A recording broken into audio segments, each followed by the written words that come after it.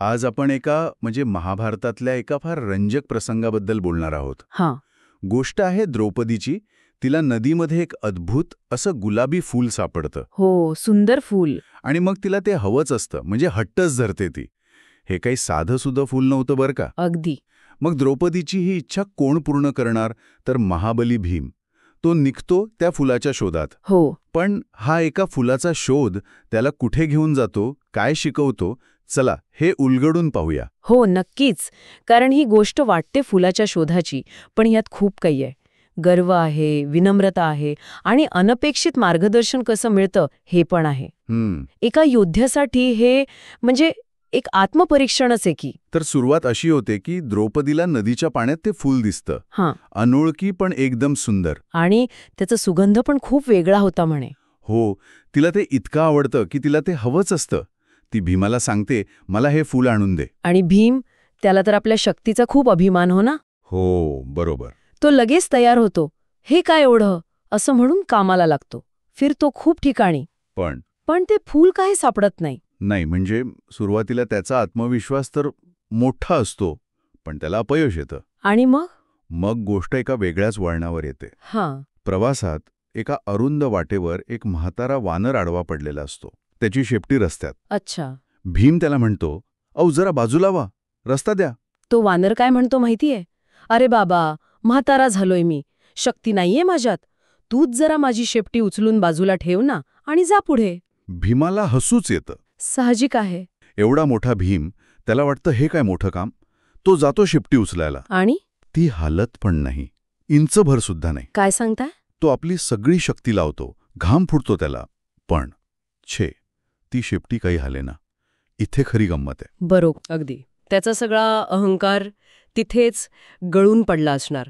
त्याला कळतं की हा काही सामान्य वानर नाहीये. नक्कीच. क्षणार्धात कळतं त्याला. हा क्षण त्याच्यासाठी खूप महत्वाचा आहे. हो. त्याचा गर्व उतरतो आणि मग तो एकदम विनम्र होतो. शरण जातो त्या वानराला आणि विचारतो, आपण कोण आहात? तेव्हा तो वानर हसतो आणि आपली खरी ओळख सांगतो. मी हनुमान, पवनपुत्र. अच्छा. आणि इथे एक इंटरेस्टिंग गोष्ट आहे नाही का, म्हणजे भीम आणि हनुमान दोघेही पवनपुत्रच. बरोबर. एका अर्थाने भाऊच झाले ते. वायुदेवाचे पुत्र. हो. त्यामुळे या भेटीला एक वेगळंच म्हणजे एक दैवी महत्त्व येतं. अगदी.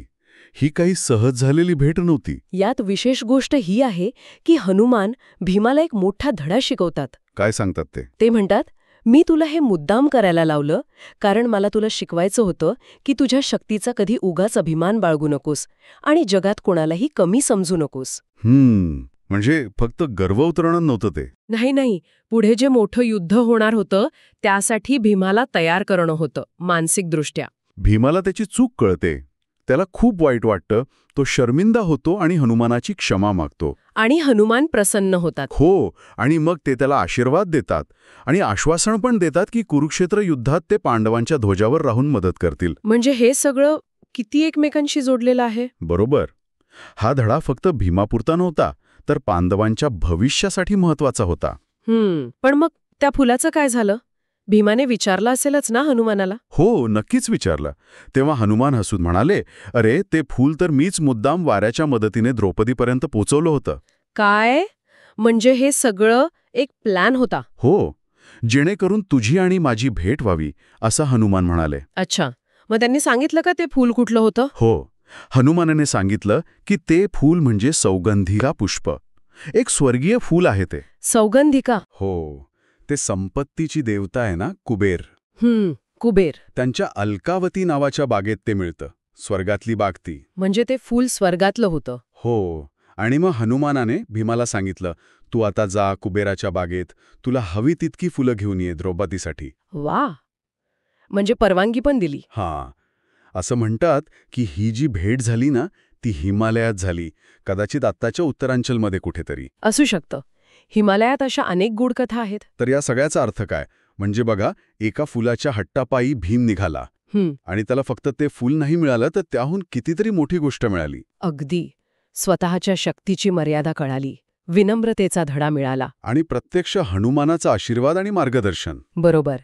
ही कथा हेच दाखवते की कधीकधी आपल्या साध्या वाटणाऱ्या इच्छा असतात किंवा अचानक आलेले अडथळे असतात. हो. ते प्रत्यक्षात आपल्याला काहीतरी मोठं शिकवण्यासाठी किंवा महत्वाच्या लोकांपर्यंत पोहोचवण्यासाठी आलेले असतात. खरंय. गर्व कसा माणसाला आंधळा करतो आणि मदत कुठूनही मिळू शकते हे पण कळतं. आणि यामुळे ना एक महत्वाचा प्रश्न उभा राहतो. आपल्या आयुष्यात पण असे क्षण येतात, काहीतरी योगायोग घडतो किंवा एखादा अडथळा येतो. येतात की. आपण तेव्हा काय करतो? त्याला फक्त नशिबाचा खेळ म्हणतो की त्यामागे पण काहीतरी खोल अर्थ असतो, काहीतरी इशारा असतो. बरोबर. ज्याकडे आपण कदाचित आपल्या घाई गडबडीत किंवा आपल्याच विचारांमध्ये अडकून दुर्लक्ष करतो. अगदी विचार करण्यासारखी गोष्ट आहे ही, नाही का?